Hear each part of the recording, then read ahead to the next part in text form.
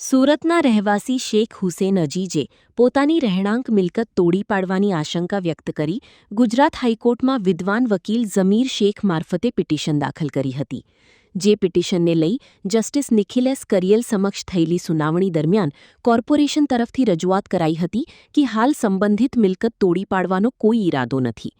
કોર્પોરેશને કોર્ટને ખાતરી આપી કે જો ભવિષ્યમાં મિલકત સામે કોઈ કાર્યવાહી કરાશે તો અરજદારને કાયદા મુજબ યોગ્ય નોટિસ અપાશે અને તમામ કાનૂની પ્રક્રિયાનું પાલન કરાશે.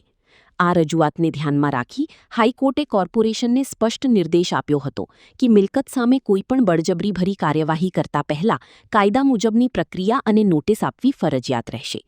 આ મહત્વપૂર્ણ નિર્દેશો સાથે ગુજરાત હાઈકોર્ટે અરજદારની અરજીનો નિકાલ કર્યો છે. હવે આ આદેશ બાદ કોર્પોરેશનની આગામી કાર્યવાહી પર સૌની નજર રહેશે.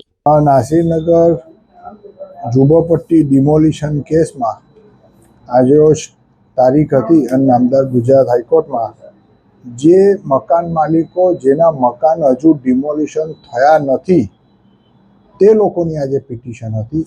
એમાં નામદાર ગુજરાત હાઈકોર્ટમાં સુરત મહાનગરપાલિકા તરફથી એવી કબૂલાત કરવામાં આવી છે કે આ જે હયાત મકાનો છે તેને કોઈપણ પ્રકારે ડિમોલિશ કરવામાં આવશે નહીં.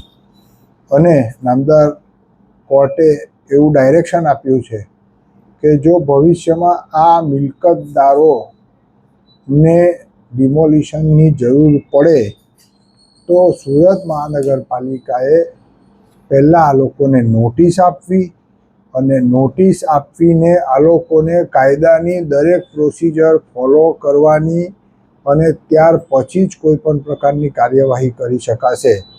એનો અર્થ એવો થઈ ગયો કે હવે જે રીતે નાસિરનગરમાં રાતોરાત નોટિસ વગર કાયદાની પ્રક્રિયાનું પાલન કર્યા વગર જે મહાનગરપાલિકાએ ડિમોલિશન કરેલ એ ડિમોલિશન એવી રીતે હવે બાકીના જે ઝૂંપડા છે કે બાકીના જે મિલકતદારો છે તેઓનું ડિમોલિશન થઈ શકશે નહીં. અને અગત્યની વાત એ છે કે હવે જે ઝૂંપડાઓ જે છે જે મકાનો છે તે સુરત મહાનગરપાલિકાની માલિકીની જગ્યામાં પણ નથી. એટલે જે સુરત મહાનગરપાલિકા ખોટી રીતે ડિમોલિશન કરી નાખતી હતી એ પણ હવે થઈ શકશે નહીં.